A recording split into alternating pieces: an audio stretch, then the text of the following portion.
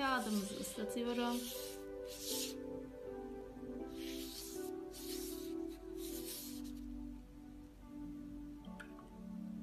Boyalarımı öncesinden ıslattım. Çalışmaya başlamadan önce mutlaka boyalarımı ıslatıyorum. Şimdi bir gökyüzü denemesi yapacağım. Nereye kadar geleceğim?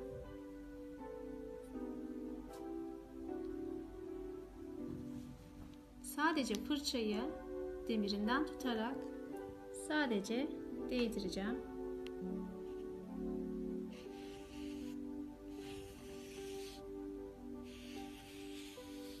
Aynı fırçayı kullanıyorum. Hiçbir şey yapmadım. Belki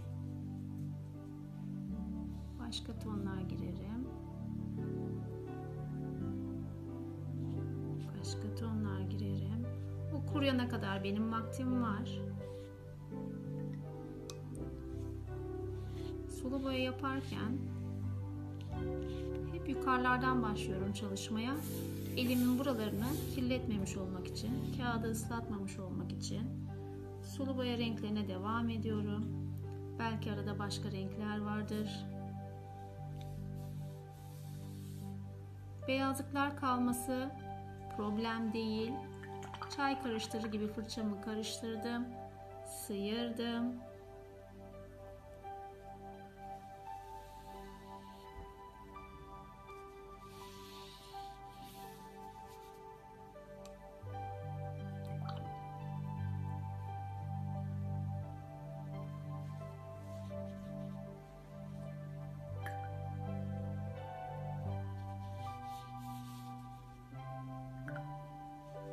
Eminim bundan daha güzelini yapabilirsin.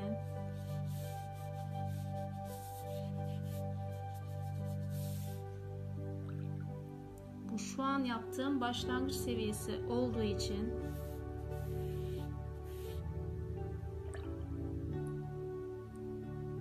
daha kolay hareketler yapmaya çalışıyorum. Artık yeryüzüne geçmek istiyorum. Orası kururken yine alanımı ıslatacağım.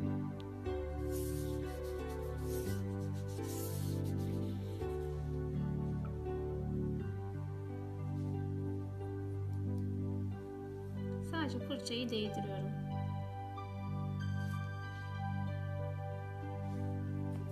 Boya zaten kendi kendine çalışıyor.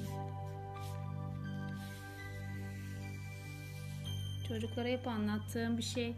Gökyüzüyle yeryüzü mutlaka birleşmeli. Gökyüzünü şurada, çimenliği burada bırakıyorlar. Buna dikkat etmelisin.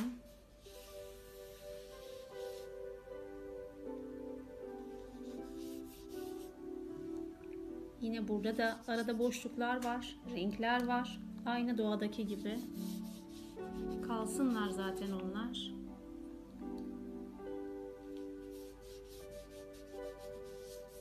Ufak ufak gireceğiz konuya dedim. Şu an ben başlangıç seviyesiyle ilerliyorum. Önlere doğru daha koyu renklerde girebiliriz.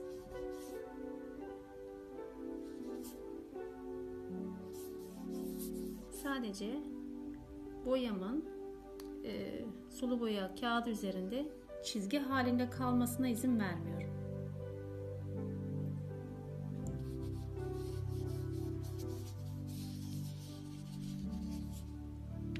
Şimdi burasının kuruması için biraz ona fırsat verirken belki biraz da yardım etmemiz lazım.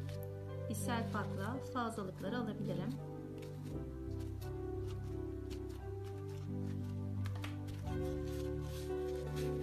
Temiz tarafıyla aynı şeyi çimenlere yapabilirim.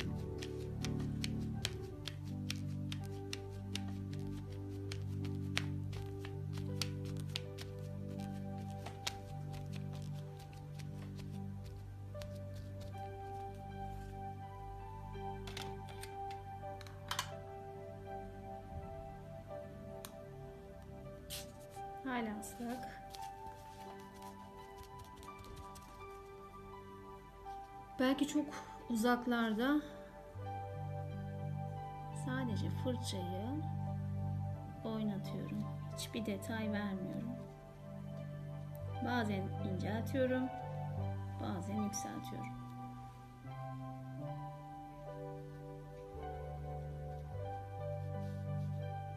Şimdi bunu orijinal haliyle fırçamı daha yatay kullandım. Yedireceğim.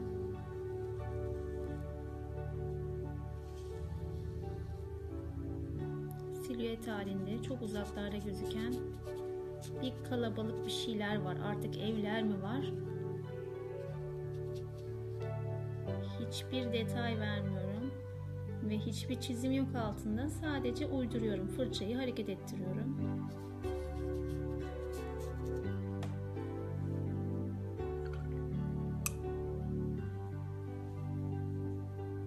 Şurada biraz kurumalar var. Oraya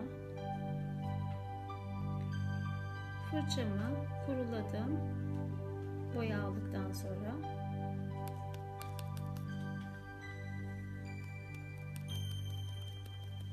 tampon gibi bazen böyle döndürebilirim.